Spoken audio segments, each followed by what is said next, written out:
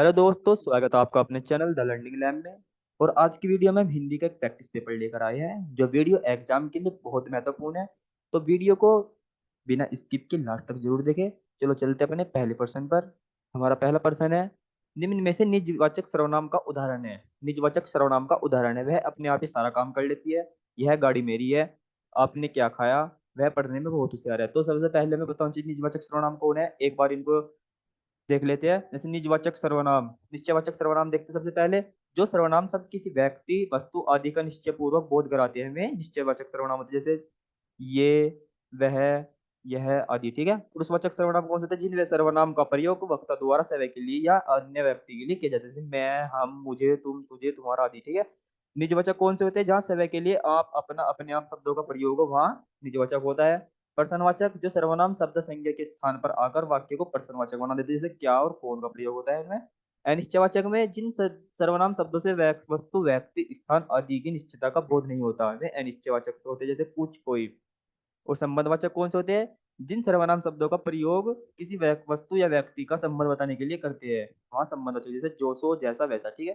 तो सबसे पहले देखते हैं निजवाचक। निजवाचक कौन सा करते हैं, जो अपने या अपने आप जिनमें होता है, जिनकी जिन वाक्य में अपने अपने आप ही होता है उनमें निजवाचक सर्वनाम किया। जैसे वह अपने आप ही सारा काम कर लेता। तो सही आंसर क्या होगा, इसमें अपने आप ही आया है। तो ये निजवाचक का उदाहरण है। यह किसका उदाहरण है, यह गाड़ी मेरी है। तो यह गाड़ी मेरी किसका है, निश्चयवाचक। किसका है, निश्चयवाचक सर्वनाम का। आपने क्या खाया, ये क्या आया है, इसमें क्या शब्द आया तो इसकी वजह क्या हो गया है, प्रश्नवाचक सर्वनाम। किसका हो गया, प्रश्नवाचक सर्वनाम का। वह पढ़ने में बहुत होशियार है, वह पढ़ने में बहुत होशियार है। तो ये किसका होगा, ये भी निश्चयवाचक का होगा। ठीक है। चलो चलते हैं अगले प्रश्न पर। अगला प्रश्न है हमारा, दिए गए विकल्पों में भाववाचक संज्ञा का सही उदाहरण है।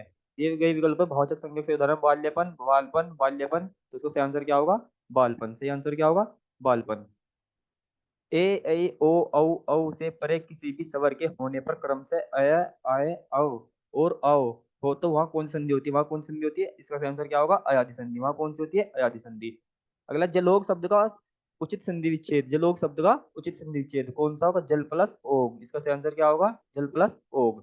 अगला है, शुद्ध शब्द का चयन कीजिए। प्रकृति, प्रकृति, प्रकृति, प्रकृति। तो से शुद्ध वाला कौन सा होगा इसमें, ये प्रकृति।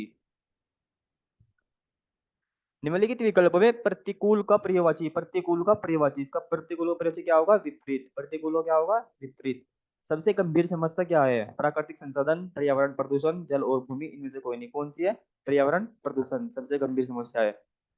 निम्न विकल्पों में तय प्रत्यय से बना है। तय प्रत्यय से कौन बना है, तिहरा, रंगत, मधुरता। इसमें से कोई नहीं। कौन सा बना है, रंगत। इसमें तय, लास्ट में क्या है, तय। तो रंगत।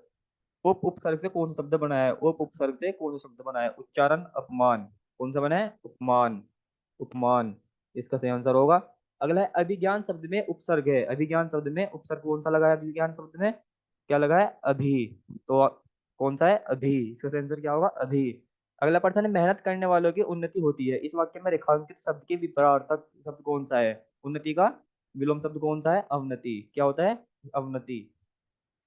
अगला प्रश्न है, शुद्ध वर्तनी का चयन कीजिए। दिलचस्पी, दिलचस्पी, दिलचस्पी, दिलचस्पी। तो कौन सा होगा, दिलचस्पी। दिलचस्पी शुद्ध वर्तनी होगी इसकी। दुसाला, जैसे कुछ हो रहा है, दुसाला। तो दुसाला कैसे बनता है, दुसाला। इसकी शुद्ध वर्तनी ये होगी। संस्कार, संस्कार की ये होगी प्रतिपादन। ये होगी प्रतिपादन, ऐसे बनता है प्रतिपादन। ये शुद्ध वाली होगी। ठीक है। अगला प्रश्न है, गुलशन में सुंदर फूल खिले हैं। गुलशन में सुंदर फूल खिले हैं, रेखांकित पद का परिभाषित शब्द बताइए। रेखांकित पद का परिभाषित शब्द नहीं है इनमें से। गुलशन का जो पर्यायवाची शब्द नहीं है, गुलशन का बगीचा भी है, बगीचा भी होता है, उपवन भी होता है और वाटिका भी होता है। तो धवल, धवल नहीं है। धवल किस, धवल के पर्यायवाची शब्द कौन कौन से होते हैं, उज्जवल, श्वेत और सफेद। उज्जवल, श्वेत और सफेद। अगला प्रश्न, निरंकुश का पर्यायवाची शब्द नहीं है। निरंकुश का पर्यायवाची शब्द नहीं है। कौन सा नहीं है, प्रचंड। क्या नहीं है, प्रचंड। चैतन्य का पर्यायवाची शब्द कौन सा है, चैतन्य का पर्यायवाची शब्द कौन सा है, जीव। चैतन्य का पर्यायवाची शब्द क्या है, जीव। और व्योम का क्या कौन सा होता है, नभ, गगन, अंबर, आकाश। नभ का कौन कौन सा होता है, व्योम का नभ, गगन, अंबर, आकाश। सहायक का कौन कौन सा है, सर, बाण, तीर, विशिख। तम का, तमस का कौन कौन सा है, तम, तिमिर, अंधेरा, रात। ठीक है। अगला प्रश्न है हमारा, आंख दिखाना। आंख दिखाना का मुहावरा क्या है, आंख दिखाने का मुहावरा क्या है, क्रोध से देखना, क्रोध से देखना, क्रोध से देखना। रीति, रीति शब्द का बहुवचन। रीतिका शब्द का बहुवचन सही क्या होगा? रीतिया। क्या होगा? रीतिया। इसका सही आंसर क्या है? रीतिया। अगला प्रश्न है, पुल्लिंग में प्रयुक्त होने वाला शब्द कौन सा है? सतलुज, गवाला, अरबी, भरनी। तो उसका पुल्लिंग शब्द कौन सा होगा? सही, गवाला। गवाला। सदैव पुल्लिंग में प्रयुक्त होने वाला कौन सा है? उल्लू, बकरी, गाय। सदैव विकल्प। उल्लू। उल्लू एक ऐसा शब्द है जो सदैव पुल्लिंग में प्रयुक्त होता है। जू और लज्जा उदाहरण है। जू और लज्जा किसके उदाहरण है? स्त्रीलिंग के। जू रेंग रही है, तुम्हें लज्जा नहीं आई। तो ये किसके उदाहरण है? स्त्रीलिंग के। अष्टादश। अष्टादश का तद्भव क्या होता है? 18। 18 है। इसका आंसर क्या होगा? 18। अज्ञानी का तद्भव रूप क्या होगा? अज्ञानी। अज्ञानी का तद्भव रूप क्या होगा? अनजान। इसका सही आंसर क्या होगा? अनजान। और आशीष का क्या होता है तद्भव रूप? आशीष का क्या होता है? आशीष। आश्चर्य का क्या होता है? अशरा। अदरक का क्या होता है? अदरक। अगला प्रश्न देखते हैं। अगला प्रश्न है हमारा, निम्नलिखित में से कौन सा तत्सम है? अंधा, आधा, आशु, अमृत। तो कौन सा है? अमृत। आशु को क्या होगा? अश्रु। आंसू को क्या होगा? अश्रु। आधा का क्या होगा? अर्ध। अंध का क्या होगा? अंध। चलो अगला प्रश्न देखते हैं। अगला प्रश्न हमारा, महांतर शब्द विशेषण की अवस्था का बोध कराती है। महानतम शब्द विशेषण की अवस्था का बोध कराती है। मूलावस्था, उत्तरावस्था, उत्तरावस्था। तो इनके बारे में पता होना चाहिए। जैसे एक बार देख लेते हैं, जल्दी जल्दी रिपीट करते हैं। जैसे मूलावस्था, जिसमें किसी संज्ञा या सर्वनाम की समानता सामान्य स्थिति का बोध हो, कौन सी होती है? मूलावस्था। जैसे मोहन अच्छा लड़का है। उत्तरावस्था, जिसमें दो संज्ञा या सर्वनाम की तुलना की जाती है। सीता राधा से अच्छी है। उत्तमावस्था, जिसमें दो से अधिक संज्ञा सर्वनामों की तुलना करके एक को सबसे अच्छा या बुरा बतला जाता है, वहां क्या होता है? उत्तमावस्था। जैसे धोनी सबसे अच्छा है। धोनी सबसे अच्छा है। तो महानतर इसमें कौन सा होगा? उत्तरावस्था। और उत्तमावस्था क्या होगी इसकी? महानतम। क्या मैं यह पुस्तक खरीद लूं? क्या मैं यह पुस्तक खरीद लूं, यह किस विशेषण का उदाहरण है? क्या मैं यह पुस्तक खरीद लूं, यह किस विशेषण का उदाहरण है? सर्वनामिक विशेषण का। किसका उदाहरण है? सर्वनामिक विशेषण का। तो विशेषण कितने प्रकार के होते हैं? विशेषण 8 प्रकार के होते हैं। पहला गुणवाचक, व्यक्तिवाचक, संख्यावाचक और प्रश्नवाचक, परिमाणवाचक, तुलनाबोधक, सर्वान्विक और संबंधवाचक।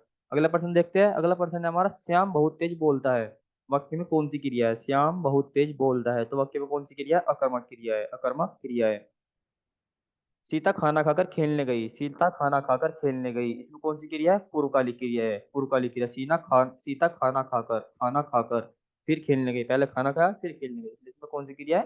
पूर्वकालिक क्रिया है। छी छी, इतनी गंदी में कौन सा अवयव है? छी छी, इसमें कौन सा अवयव है?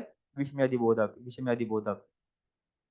अगला प्रश्न, निधड़क में समास। निधड़क में समास कौन सा है? निधड़क में कौन सा समास है? अवयवी भाव समास। अवयवी भाव समास। बहुव्रीहि समास का उदाहरण कौन सा है? इसका सही आंसर होगा पंकज और दत्तधन। पंकज और दत्तधन।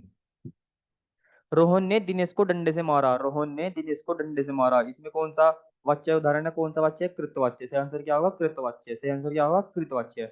निम्नलिखित में से कौन सा वाक्य अशुद्ध है?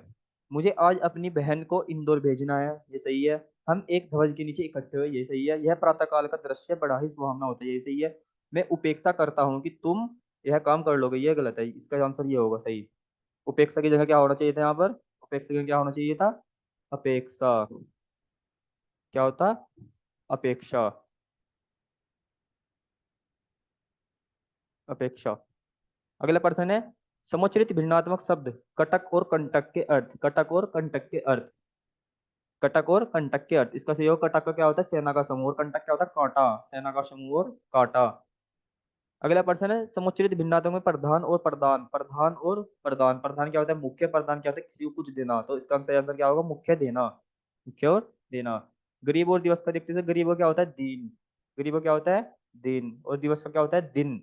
समाप्त का क्या होता है? अंत। और आखिरी का क्या होता है? अंत्य। आखिरी अंत्य। वचन क्या होती है? बात। और हवा क्या होती है? बात। हवा क्या होती है? बात। निम्नलिखित में से कौन सा वर्ण महाप्राण है? कौन सा वर्ण महाप्राण है? कै, गे, ने, खे। तो कौन सा है? खे। कौन सा है? खे। अगला प्रश्न है, लोग कसरत के शौकीन है। वाक्य कौन सा भेद है? सरल वाक्य, मिश्रित वाक्य, संयुक्त वाक्य, इनमें से कोई नहीं। तो कौन सा लोग कसरत के शौकीन है? कौन सा है? सरल वाक्य। कौन सा है? सरल वाक्य। इसका सही आंसर होगा सरल वाक्य। अगला प्रश्न है, व्यावसायिक एवं प्रशासनिक क्षेत्र में पत्र लिखना कार्य करता है। स्थायी पत्र लेख का, प्रश्न मंगल पूछने का, शिष्टाचार निभाने का, आमंत्रण देने का। तो इसका सही आंसर होगा स्थायी प्रलेख का। स्थायी प्रलेख का।